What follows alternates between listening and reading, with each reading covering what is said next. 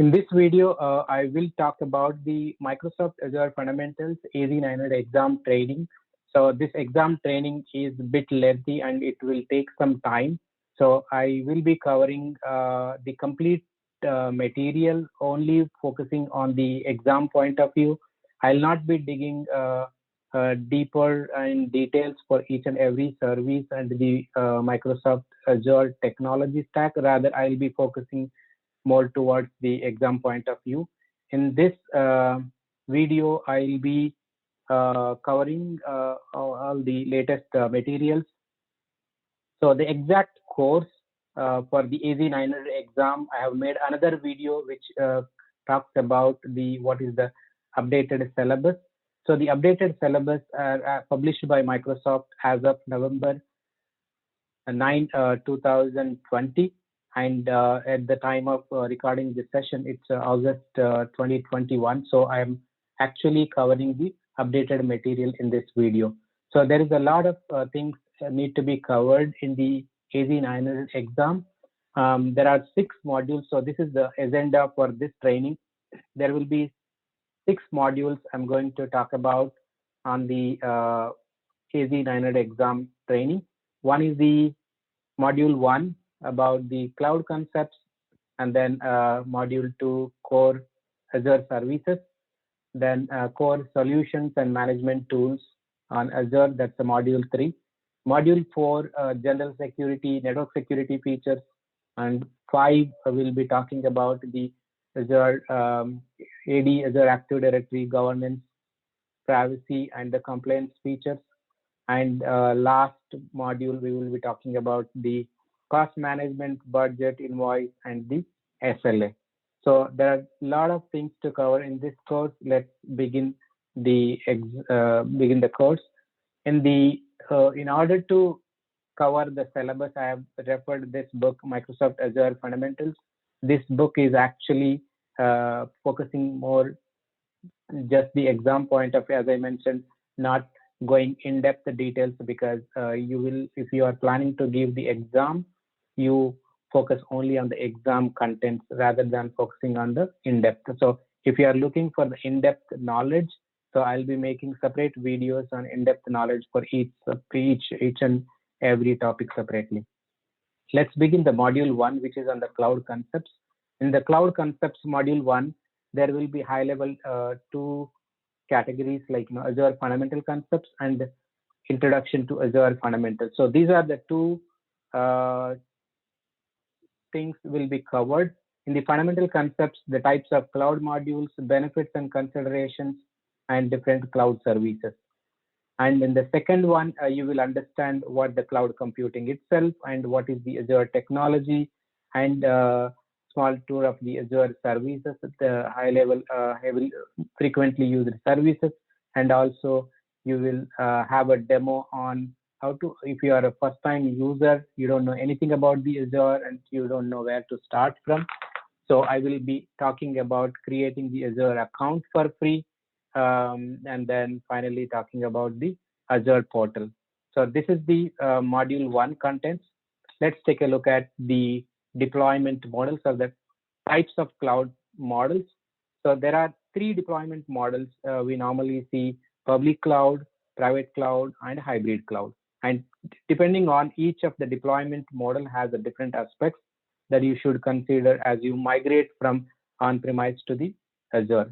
Let's take a look at what is the public cloud and understand what is the difference between public, private, and the hybrid clouds. So public cloud is managed by the cloud vendor. When I say the cloud vendor, it's a cloud service provider. So the cloud service provider could be Microsoft Azure, AWS, and Google accounts, Google Cloud. So they are all the cloud service providers, and all the cloud services run in the cloud vendor data center. So that's the completely under control of the cloud service providers. So all the services, like you can see the storage or the VMs, everything will be controlled by the cloud service providers. In case of the private cloud, we can also call it as the on-premise. So it will be controlled under control of the organization or under control of the business or entity. So it will not be so your cloud services are running under your control. So that's called the on-premise.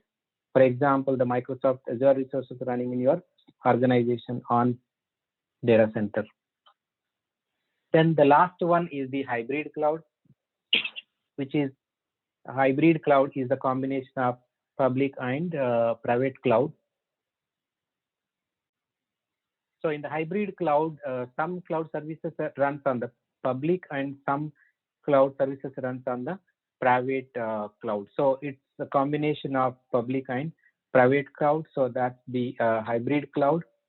Then let's take a look at the cloud comparison model difference between the public cloud and private cloud and hybrid cloud.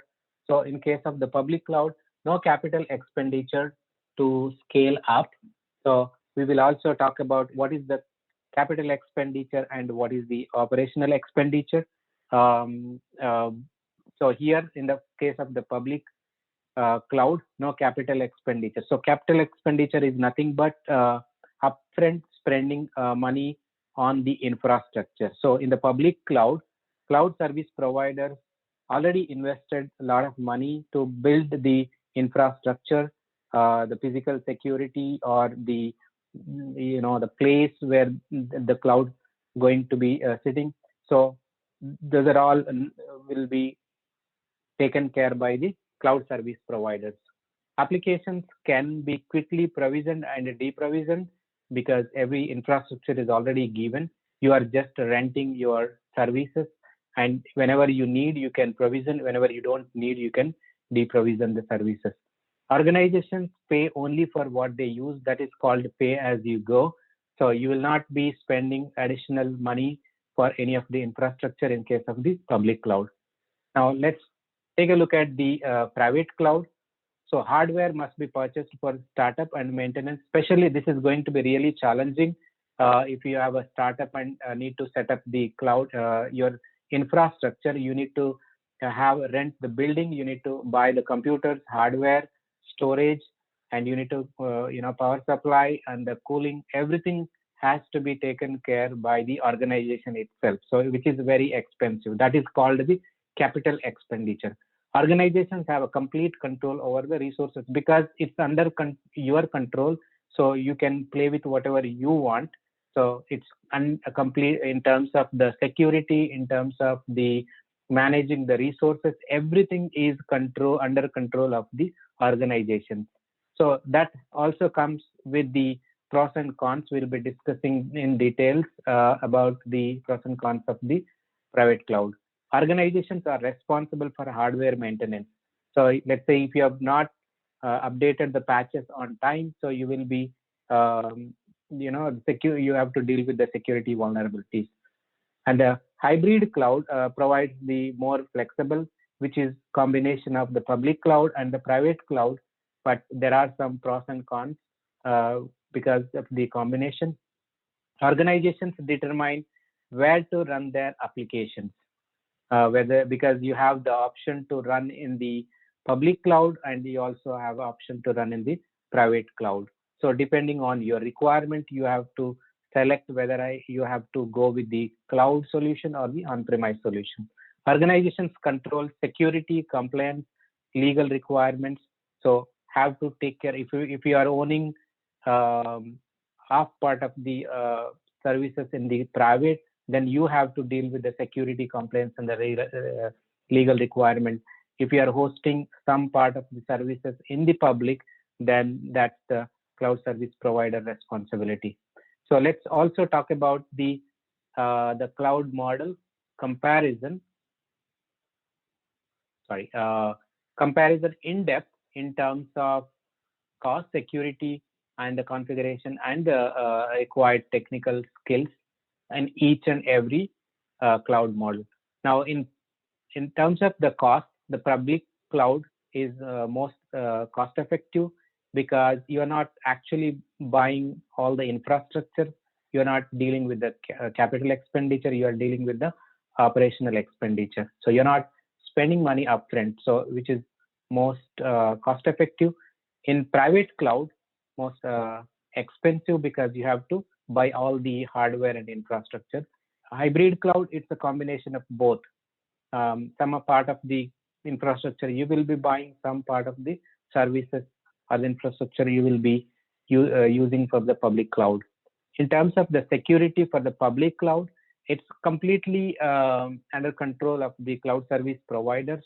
So they will be installing the patches, or they will be upgrading the security related software on time. So that all that is delegated to the cloud service provider. So you will not be focusing more on the security, and might not meet the security requirements, because that's all under control of the cloud service provider.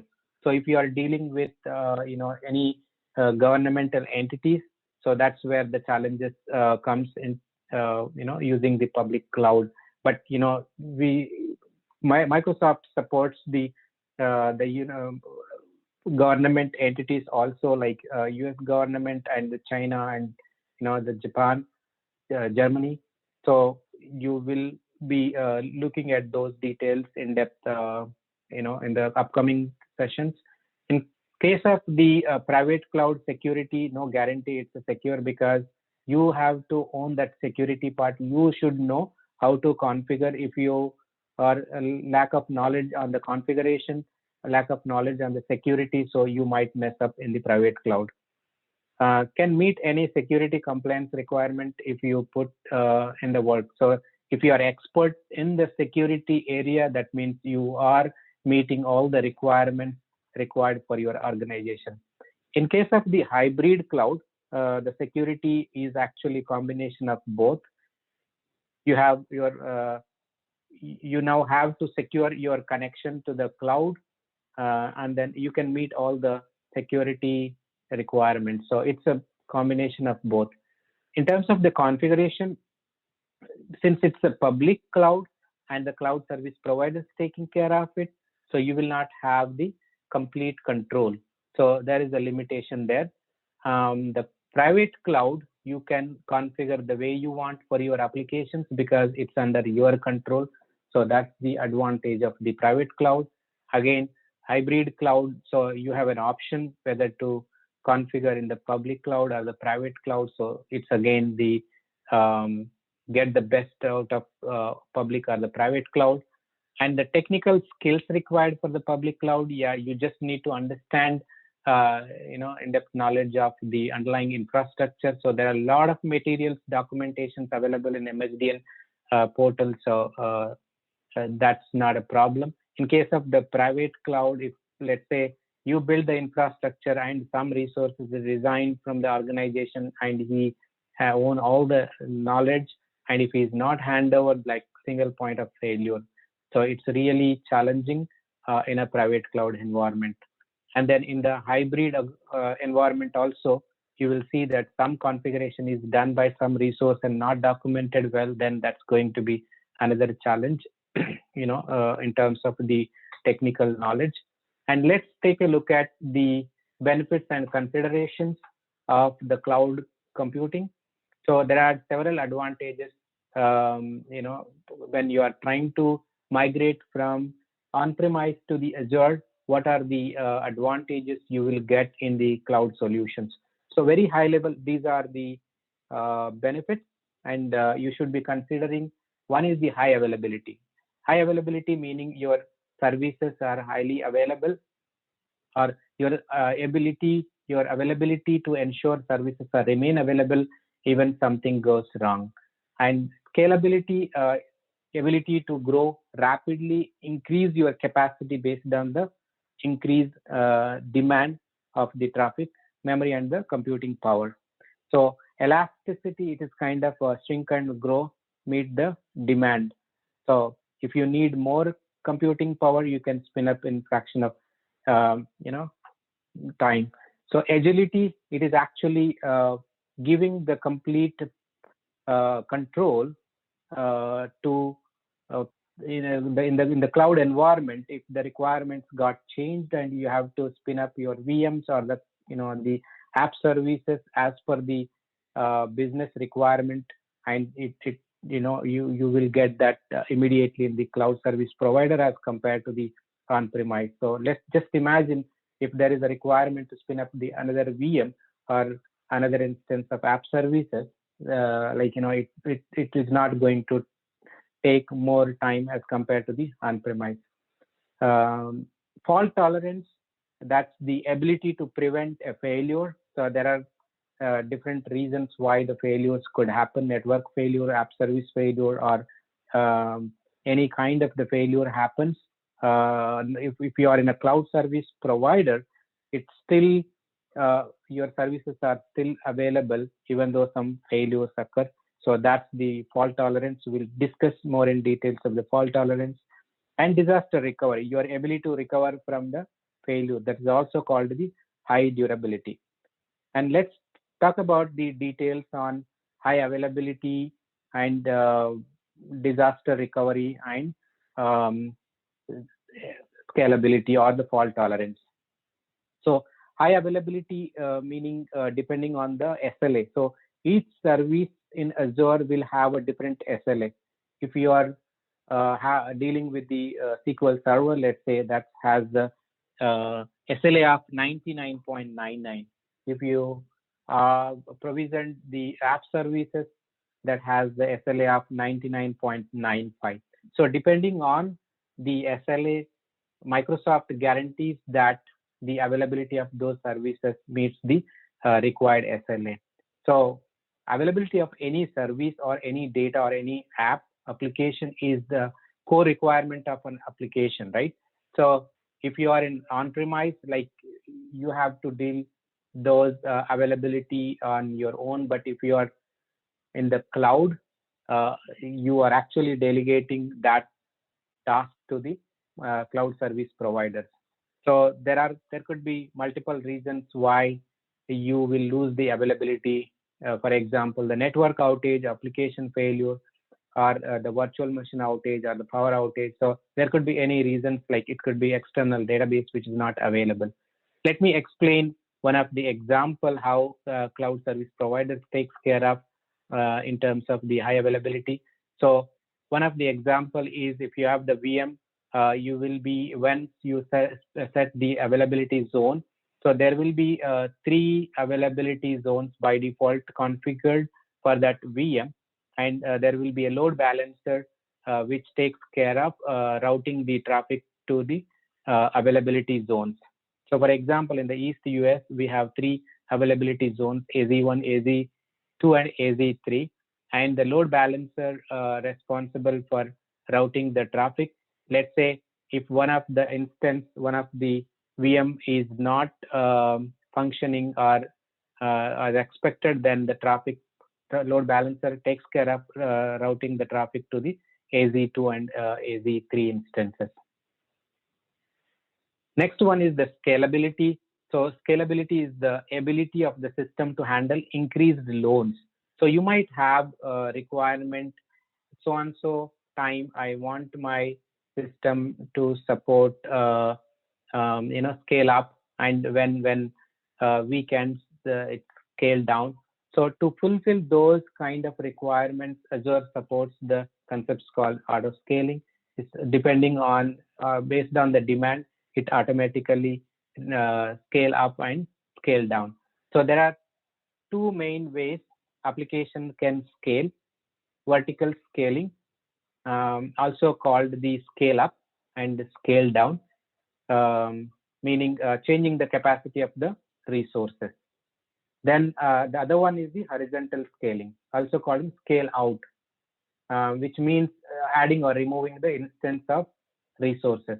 Let's take a look at the horizontal scaling in VM scenario. So in the VMs, when you say horizontal scaling out, so this is a default.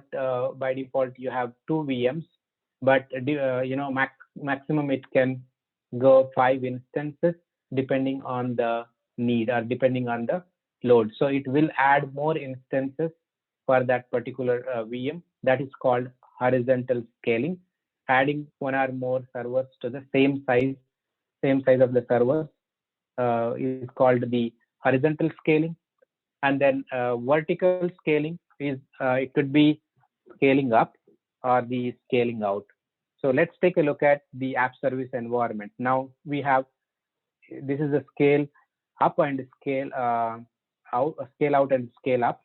So when you say, sorry, scale up and scale out, when you say scale up, so it's actually adding, the compute power, upgrade to the bigger server, and scale out is actually adding the more instance of same size of the app service plans or app service in the case of the app service environment.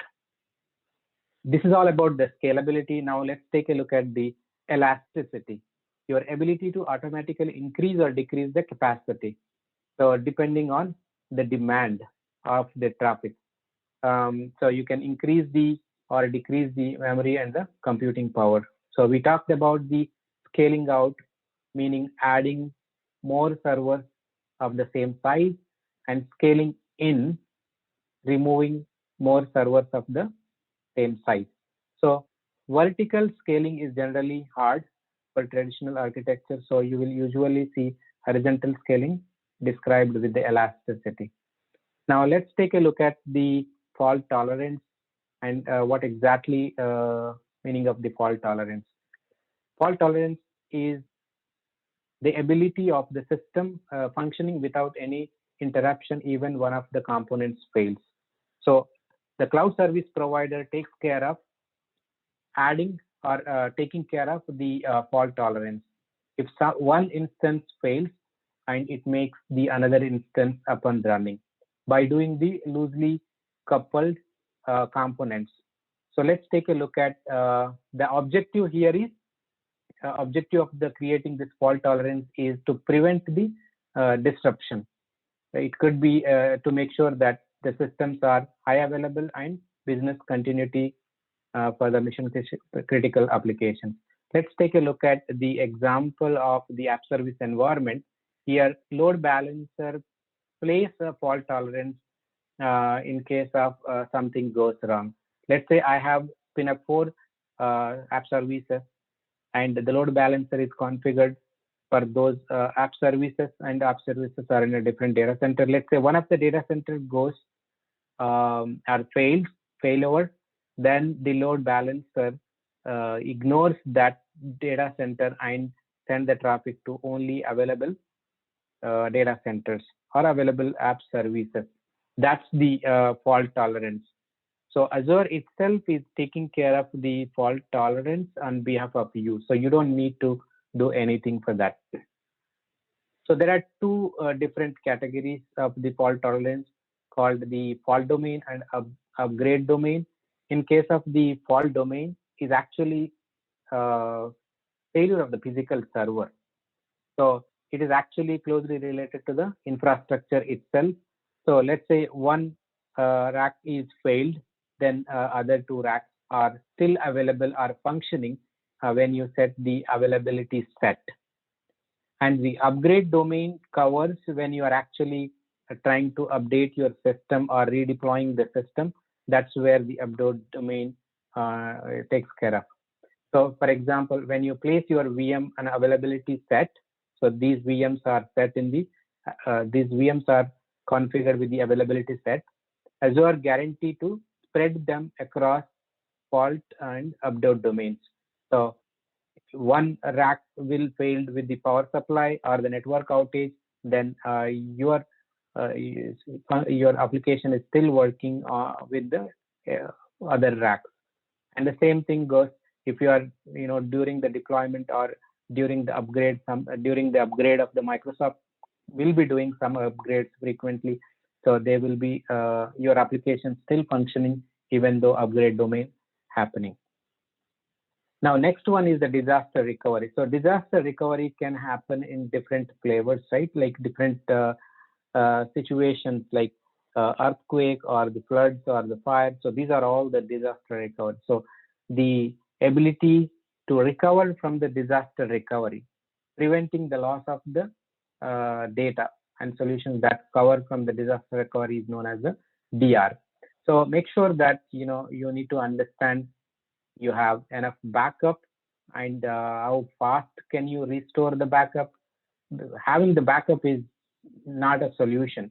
So taking the backup and also making sure that how quickly you will be able to restore that backup, or does your backup still work? Sometimes you take a backup and you have never tested, and when you're trying to restore it, it is not working. So make sure that frequently testing the backup and ensuring that the live data is not corrupted. So all these are the best practices should be taken care as part of the disaster recovery. Now let's understand, sometimes there is a difference between, small difference between disaster recovery, fault tolerance, high availability. So let's take a look at and understand these three concepts to make sure that understand it correctly. So in case of the disaster recovery, is it a disaster recovery? Yes, that goes for the disaster recovery scenario.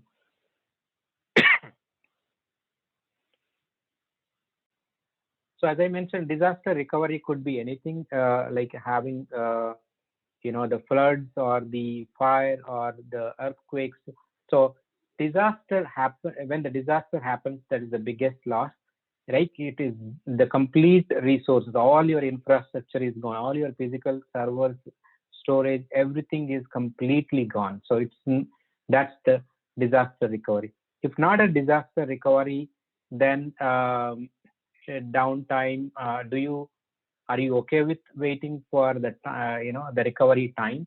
uh, if you say yes, I am fine with waiting for the recovery time, then the availability um,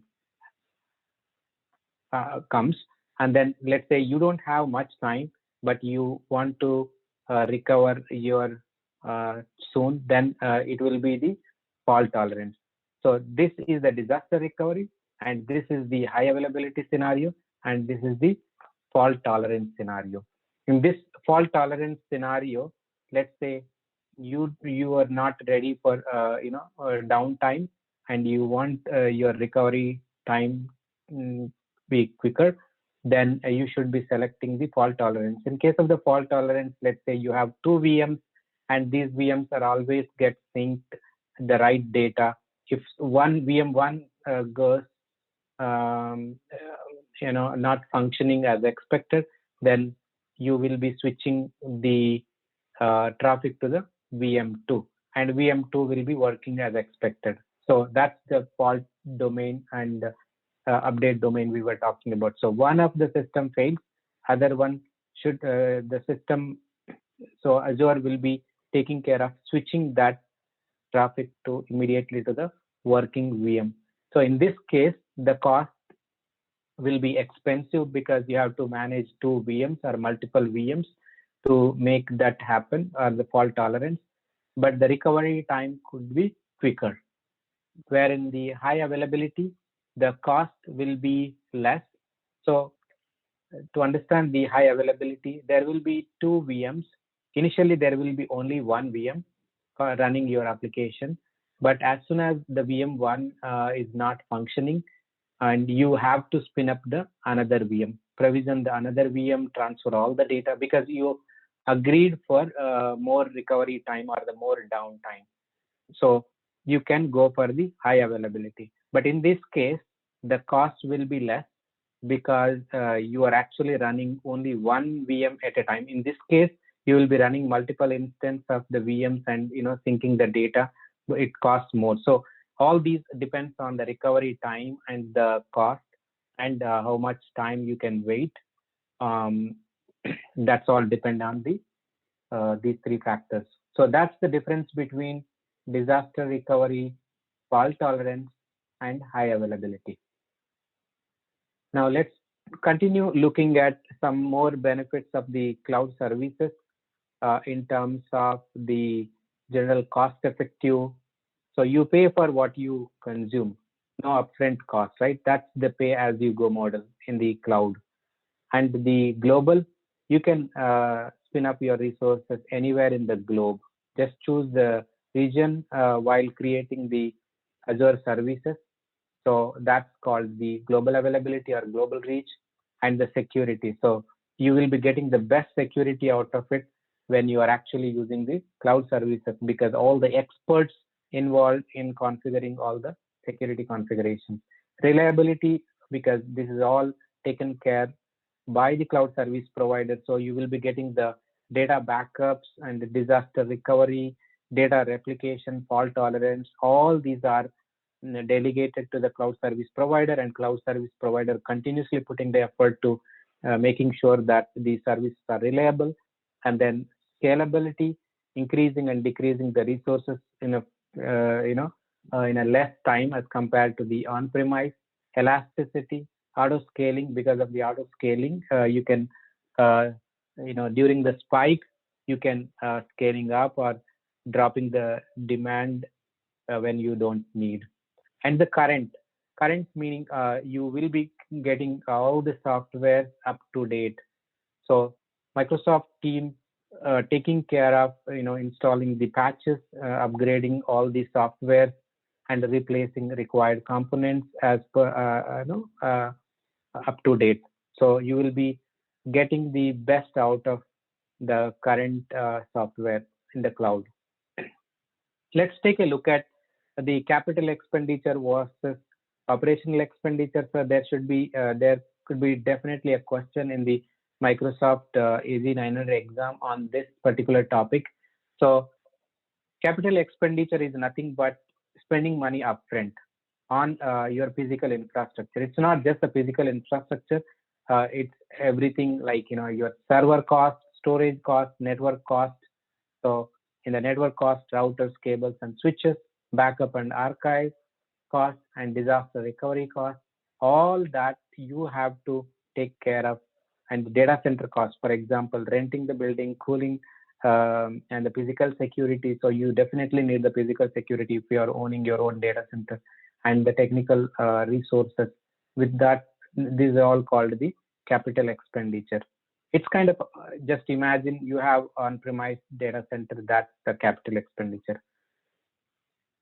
Operational expenditure, on the other hand, is completely cloud service provider, right? So you will be paying what you are using it. It's like kind of a renting. So leasing the software and customizing the features as per the need, and training the employees on the cloud service provider. That's the So paying for cloud support, billing based on the cloud metrics. For example, you will use for the compute usage and the storage usage. So these are all called the operational expenditure. So you are actually not investing for the equipment, rather you are actually renting those equipment. It's just like your PG&E bill. So you will be paying for the electricity only when you are actually using it. If you are not using it, you will not be paying. That's the operational expenditure. So consumption-based model, there could be some questions on the consumption-based model. So make sure that you understand what it means. Cloud service providers operate on the consumption-based model. That means some of the services like Function App, Logic App, or the Azure VMs. So these are, you will be using only when you actually running your services, not all the time. If you switch off the VM or stop the VM, so you don't need to pay for the VM. So you will be paying only for the storage which is consumed for the data. In case of the Logic App or the Function App, so you will be paying on the consumption-based model, not 24/7.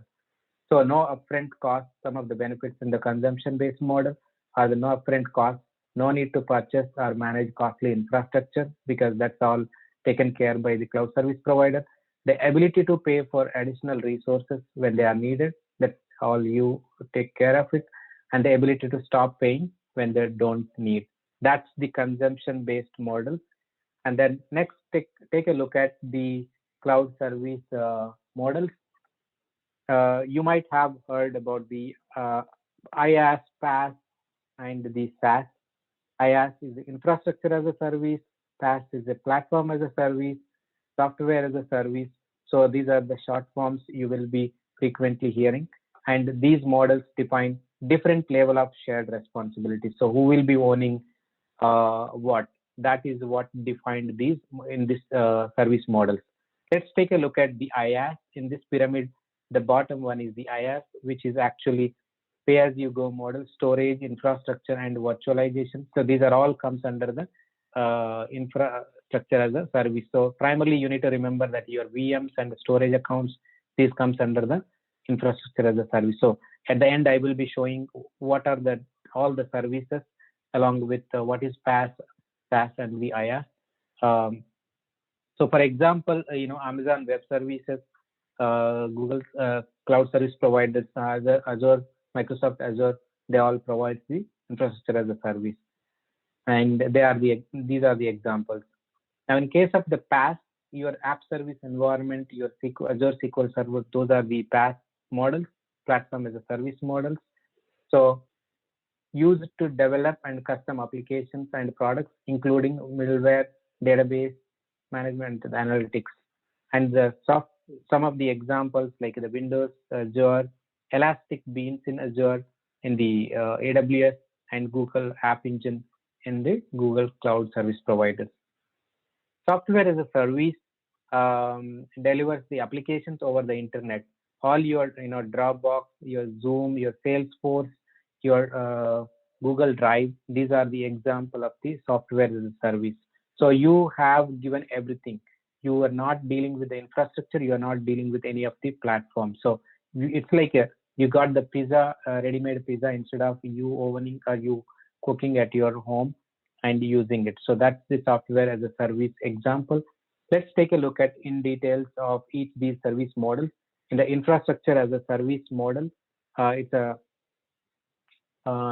is the most flexible category of the cloud services. It aims to give the complete control because you're actually owning the VM itself. So you can install whatever operating system you want in that particular VM.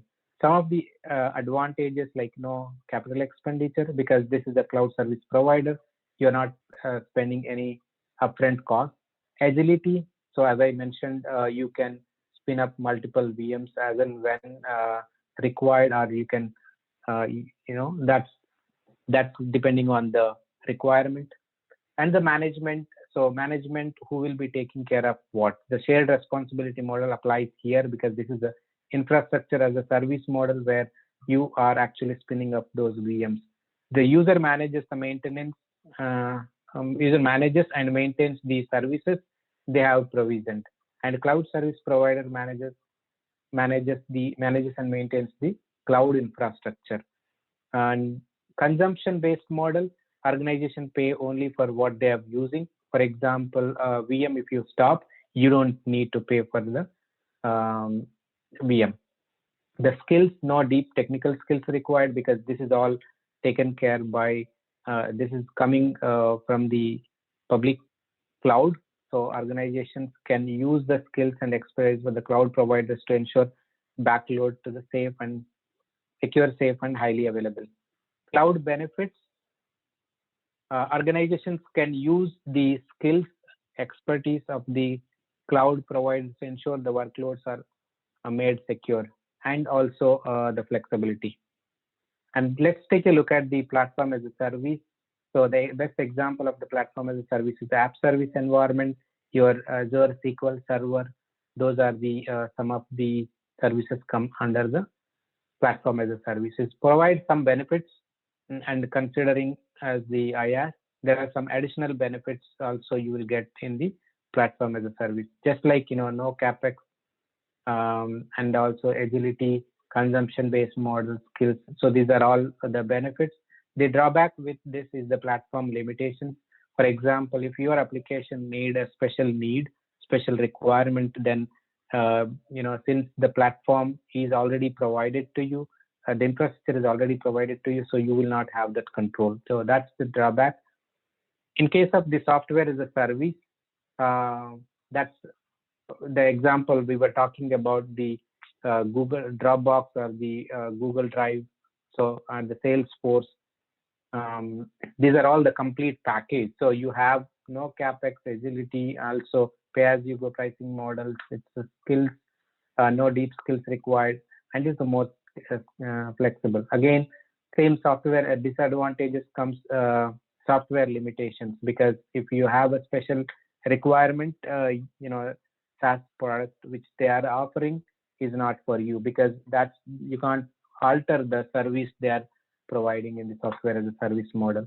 So let's take a look at the comparison chart between all three models, IaaS, PaaS, and the SaaS, along with the on-premise. So in on-premise, you are managing everything, including your infrastructure, the network, your subnets and network security groups, all the storage spaces, servers, the virtualization, operating system, what operating system you want to install, you will be taking care of it, and also middleware, runtime, and the data application. So everything is taken care by you. Where in infrastructure as a service, cloud service provider takes care of virtualization, server, storage, and network, and you have a control on what operating system you want to install. So during the VM install, you can pick Ubuntu or the Windows Server 2019, or whatever the server you want. And you can also install the middleware, runtime required, your data. You will be definitely managing your own data and applications on your own. And then PaaS model, only your applications and your application data. These are the two components you will be taking care, but rest all will be delegated to the Microsoft Cloud Service Providers. Runtime, middleware, operating system, everything is taken care by Microsoft. In the SaaS, everything is taken care by the Microsoft, and you are just using and configuring that software as a service. When I say configuring, if you want to use the Google Drive, you just install or configure and just start using it. Salesforce, for example. So you just, it's a portal, you log in and then you start using it and configure as per your need. So that's the software as a service model. Let's take a look at some of the exam questions, sample exam questions on the topics we talked about so far. Which of the following choices isn't the cloud computing category? We haven't heard about the NAS, so this is not the this is not the part of the cloud service providers. Which of the following statement is true? With operational expenses, you are responsible for purchasing and maintaining your computing resources. Now, you are not responsible for purchasing anything. With operational expenses, you are only responsible for computing resources that you use it. So yes, so this is the pay as you go. With the capital expenditure, you are only responsible for computing resources. No, so you are responsible for everything. So the second one is the right answer. Which of the following options isn't type of the cloud computing? Distributed cloud computing is not type of the cloud computing. Which of the following choices isn't a benefit of the cloud? So scalability, yes. Disaster recovery, yes. High availability. Geographic isolation is not the right one. Next, take a look at what is the cloud computing. It's the delivery of the computing services over the internet. So you will be using different devices, like you will be using the desktop, tablets, and mobiles, and you are browsing your email, for example. That's the cloud. You are accessing the Salesforce system. That's the cloud. So everything you are accessing through the internet, that is called the cloud computing. So behind the scene, the cloud service providers taking care of what the databases required, what app services, where the app services should be hosted, all that source code is under the cloud service provider. So that is the definition of the cloud computing. It's a delivery of the computing service over the internet, which is otherwise known as the cloud. So all these services like storage, database, network, software analytics, and intelligence, so these are all part of the cloud service provider. Why is the cloud computing typically cheaper? So we have looked at a lot of slides on why it is cheaper and some of the benefits and considerations. All those things you will be looking at. So it's kind of a bill only for what you use. So that's why it's cheaper. Now let's take a look at what is Azure itself. Azure is actually, earlier it was called the Windows Azure. It's a Microsoft public cloud computing platform. It provides different services like your compute, storage, networking. All these will be used based on the pay-as-you-go subscriptions. And you can use the Azure platform for any domain, so there is no restriction on you can use only for the banking or you can use only for e-commerce. So there is nothing like that. So you can use the Azure cloud uh, service providers for any kind of the domains, and you will be paying on a monthly basis, and some of them you will be getting the bills on the monthly basis. So you will be paying pay as you go basis, but you will be getting the monthly subscription in the Azure. Now, what is Azure Portal? Azure Portal is a website, right? Like it's a web-based unified console. It's alternative to the command line. So if you want to create a VM or if you want to create a Azure SQL Server, so you can use the Azure Portal and manually create those resources, or you can also use the PowerShell script CLI or the bash commands to create. So Azure Portal is actually the website where you can. I am going to take a look at the Azure resources, which Azure Portal, where how to create the resources using the Azure Portal.